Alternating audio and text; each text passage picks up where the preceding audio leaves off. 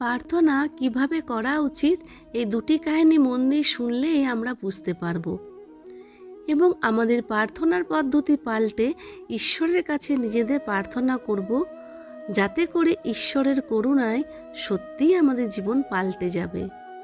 প্রথম কাহিনী। রাত্রি 2:30 বাজছে, অন্ধকার কালো রাত্রি। এক শেঠ বিছানায় এপাশ ওপাশ করছিল। লাখ চেষ্টা করা সত্ত্বেও তার ঘুম আসছিল না। কি জানি সে রাতে তার কিসের জন্য মন অশান্ত ছিল। শেঠ তার নিজের গাড়ি বের করে এবং এক মন্দিরে গিয়ে বসে। ভগবানের মূর্তির সামনে বসে সে প্রার্থনা করতে লাগে। ওই অন্ধকার রাতে আরও এক ব্যক্তি সেই মন্দিরে উপস্থিত ছিল। সেই ব্যক্তিও ভগবানের মূর্তির সামনে বসেছিল। উদাস নিরাশ ভাবে চোখে জল নিয়ে সে বসেছিল। দেখে মনে হচ্ছিল সে ভগবানের সাথে মনে মনে কথা বলছে। শেঠ তাকে জিজ্ঞেস করে, কি হয়েছে ভাই তোমার সাথে? এত উদাস কেন তুমি? সেই ব্যক্তি জবাব দেয়, আমার স্ত্রী হাসপাতালে ভর্তি আছে। যদি কাল সকালে অপারেশন না হয় তাহলে তার মৃত্যু অনিবার্য। আর আমার কাছে অপারেশন করাবার জন্য যা অর্থ দরকার তা নেই। তার কথা শুনে শেঠ তার নিজের পকেট হাতড়াতে থাকে। তার পকেটে যত অর্থ ছিল তা সব সে ওই ব্যক্তিকে দিয়ে দেয়। এত অর্থ পেয়ে ওই গরিব মানুষটির চেহারায় আশার আলো দেখা যায়। শেঠ ওই ব্যক্তির হাতে নিজের কার্ড দিয়ে বলে, এই কার্ডে আমার ফোন নাম্বার আর ঠিকানা দেওয়া আছে। যদি আরও টাকার দরকার হয় তাহলে নিঃসংকোচে এই ফোন নাম্বারে ফোন করে দিও। সেই ব্যক্তি কার্ডটি ফেরত দিতে দিতে বলে, আমার কাছে তার ঠিকানা আছে, তাই এই কার্ড আমার দরকার নেই। শেঠ আশ্চর্য হয়ে তাকে প্রশ্ন করে, কার ঠিকানা আছে তোমার কাছে? সেই ব্যক্তি জবাব দেয়, যিনি এই কালো অন্ধকার রাত্রি 2:30টার সময় আপনাকে এইখানে নিয়ে এসেছেন তার ঠিকানা আছে আমার কাছে।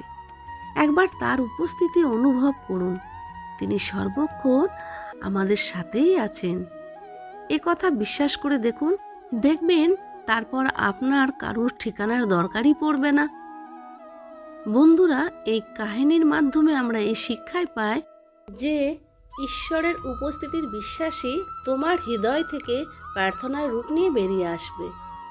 আর যদি প্রার্থনা হৃদয় থেকে বের হয় এবং সেই প্রার্থনাতে যদি বিশ্বাস থাকে তাহলে সেই প্রার্থনা অবশ্যই স্বীকার হবে।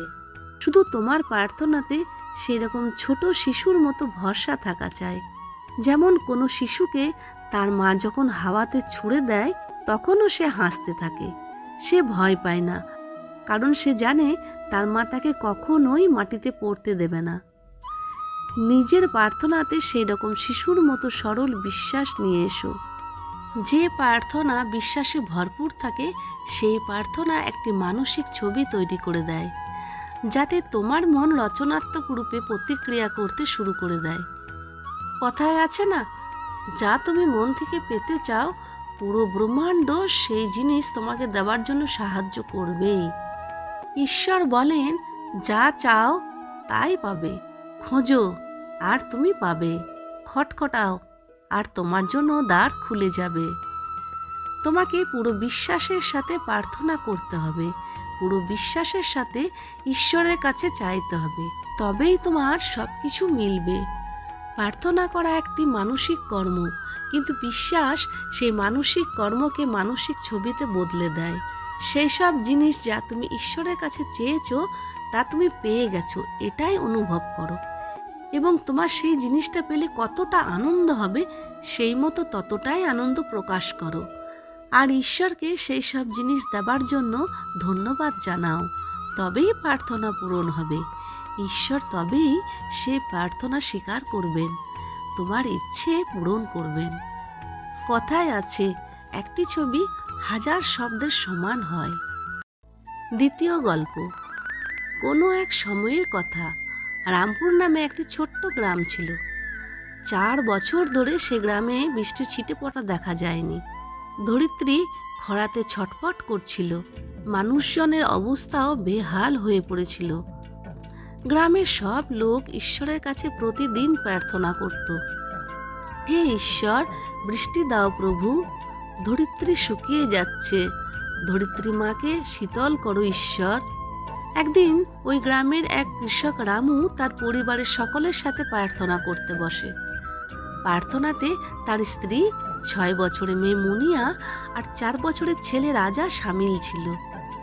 রামু হাত জোর করে ভগবানের কাছে বসে পড়ে আর কান্না মিশ্রিত রুদ্ধ কণ্ঠে চোখের জলকে চোখের ভিতরেই লুকিয়ে বলে, শুনেছি ঈশ্বর বাচ্চাদের কথা খুব তাড়াতাড়ি শোনেন।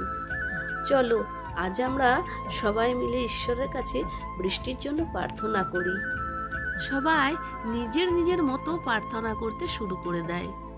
মুনিয়া মনে মনে ভগবানকে বলতে থাকে, হে ভগবান, আমার বাবা বৃষ্টির জন্য খুবই চিন্তিত আছে। তুমি তো সব কিছু করতে পারো, আমাদের গ্রামে বৃষ্টি এনে দাও না প্রভু। পুজোর পর সবাই উঠে পড়ে। রামু কিছু কাজের কারণে বাইরে যাওয়ার জন্য পা বাড়ায়। ঠিক তখনই মুনিয়া বলে ওঠে, ও বাবা, তুমি কোথায় যাচ্ছ? রামু বলে, একটু ক্ষেতের দিকে যাচ্ছি মা।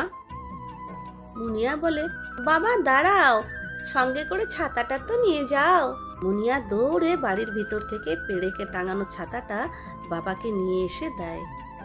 ছাতা দেখে রামু বলে ওঠে, আরে মুনিয়া, এ সময় ছাতার কি দরকার? সন্ধে হয়ে এলো, সূর্য কখন অস্ত গেছে। মুনিয়া শিশু সুলভ মন নিয়ে বলে, বাবা তুমি ভুলে গেলে? কিছুক্ষণ আগেই তো আমরা বৃষ্টির জন্য ভগবানের কাছে প্রার্থনা করলাম। যদি বৃষ্টি পড়তে শুরু করে তাহলে কি হবে? মুনিয়ার কথা শুনে রামু তো স্তব্ধ হয়ে যায়। সে একবার আকাশের দিকে আর একবার মুনিয়ার শিশু সুলভ সরল মুখটাকে দেখে। সেই মুহূর্তে সে অনুভব করে কেউ যেন তাকে বলছে, প্রার্থনা করা খুব ভালো, কিন্তু তার থেকে জরুরি হলো সেই প্রার্থনার প্রতি বিশ্বাস করা যে তোমার প্রার্থনা পরমপিতা শুনে নিয়েছেন আর সেই হিসাবে কাজ করা উচিত। আমরা সবাই প্রার্থনা করি, কিন্তু যদি সেই প্রার্থনাতে বিশ্বাস না থাকে তো সেই প্রার্থনা শুধুমাত্র শব্দ হয়েই থেকে যায়, কেবল এক মানসিক কর্ম হয়েই থেকে যায়। নিজের প্রার্থনাতে বিশ্বাসরূপী রং দিয়ে মানসিক ছবি আঁকো। যা তুমি পেতে চাও তা তুমি পেয়ে গেছো, সেটা কল্পনা করতে শুরু করো।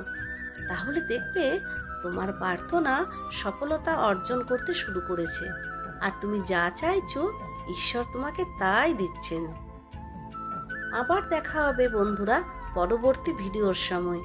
ততক্ষণ নিজেদের প্রতি খেয়াল রাখো আর সব সময় হাসি খুশিতে থেকো। ঈশ্বর তোমাদের সকলের প্রার্থনা পূর্ণ করুন, এই শুভকামনার সাথে এখানেই শেষ করছি। বাই।